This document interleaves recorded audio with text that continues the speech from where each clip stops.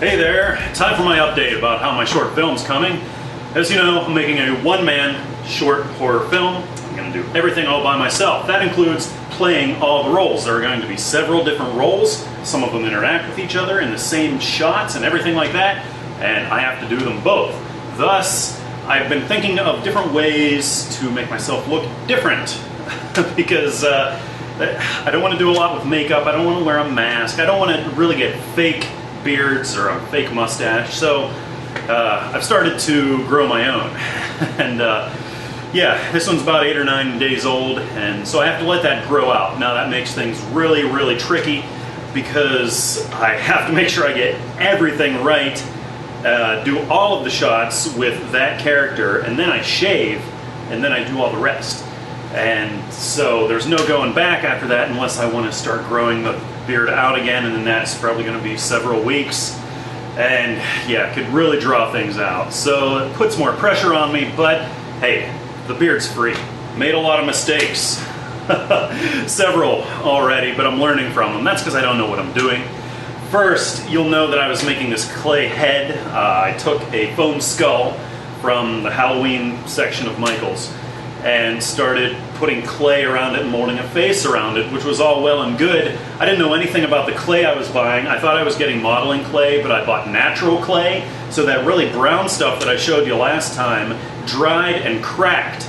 So the next day I looked at my head and it was all cracked, and it looked really cool, don't get me wrong. The whole cracked thing, it had kind of a crazy monster kind of look to it, but that it wasn't the right look for what I wanted. I need an actual realistic looking head. So I went back, bought modeling clay this time. This stuff never dries, you don't fire it.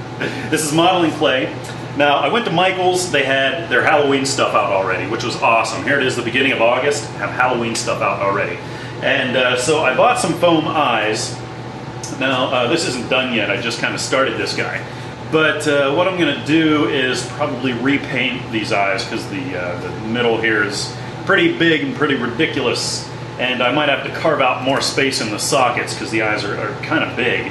But yeah, so this guy is looking much better than my stuff with the other clay. So and this is always going to be soft. I can do some damage to him, I can abuse him, and then I can just mold him right back. So yeah. Now you know that I have been molding also. I needed a hand, my hand, I needed a fake hand that I could do damage to, without actually doing damage to myself. And I decided to go and mold a hand. I've been reading different tips on different forums and different websites, and it's advised me to use either plaster of Paris or, more ideally, an alginate.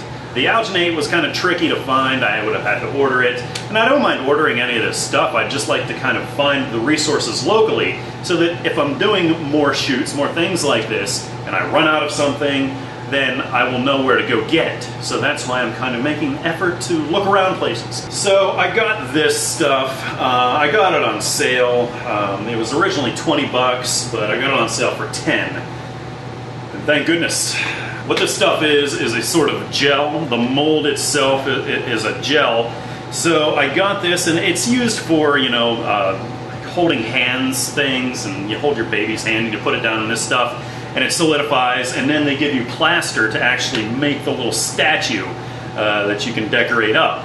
So I figured, well, I get this stuff, and I make the mold with this, then I can make ballistics gel, which is just Knox gelatin, and you know, I got some food coloring to make it red, and I'm like, I'll pour the ballistics gel in there, you refrigerate for 36 hours, and then you know, all I should have to do is peel this stuff right off.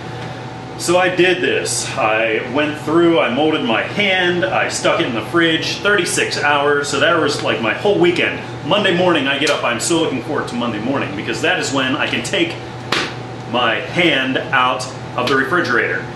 And I do so, and I start peeling and peeling and peeling. Unfortunately, the mold stuck to the gel, and yeah, the hand did not turn out so well. Fingers started falling off because things were brittle. It was just terrible. I mean, this, I have a pinky left, you know, but just the fingers, I mean, I guess I could maybe use them for something. I could put some latex skin on them, and I got some liquid latex this week too. Found that at AC Moore, but yeah, so I might use this thing for maybe a blob of, like a heart, maybe. This could make a good heart or an organ or something like that, and there's still crap falling off of this. So I'm gonna save it, I'm not throwing anything away, and that includes used mold. Now, when I made this mold, here's the kind of stuff it turned into, kind of this floppy kind of white stuff, and this would be good flesh also, so I'm wondering if I can paint this. So yeah, I'm gonna try painting this. And so yeah, it's all about not throwing stuff away, seeing how you can use things that maybe you would otherwise think were garbage, but I think these things will come in useful.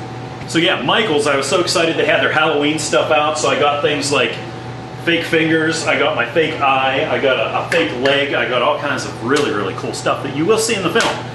So I'm standing in line and I have my fake leg, and my fake arm and everything, a whole armload of these things. And I'm standing in line, there's an old lady in front of me, and she had an armload of yarn, so you know, it was old lady day, because all kinds of old people at Michael's. And she turns around and she gives me this big smile, and she's there with her husband.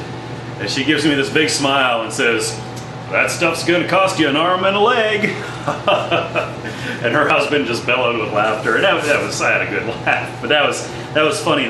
They got a kick out of all the weird stuff that I was buying, and no one could believe that Michael's had Halloween stuff out already. And I asked the cashier about it, and she said that Michael's makes a point to do that every year because people are decorating so early. So yay for Michael's. But that's about it. I am revising the script. I've added things, I've taken them out, I've had to redo the shot list a couple times now, which is a lot of fun. I'm just hoping to get all these things worked out ahead of time, because like I said, I'm only going to have the beard for a certain period of time before I shave it off and have to do the whole rest of the movie. So I got to get it right. I'm feeling a little bit of pressure, but it is still fun. Don't get me wrong. This is all still fun. If it wasn't fun, I wouldn't be doing it. It's a great challenge. Well, thank you for all the wonderful comments, the encouragement, everything, for watching and for subscribing to my videos. I do appreciate it.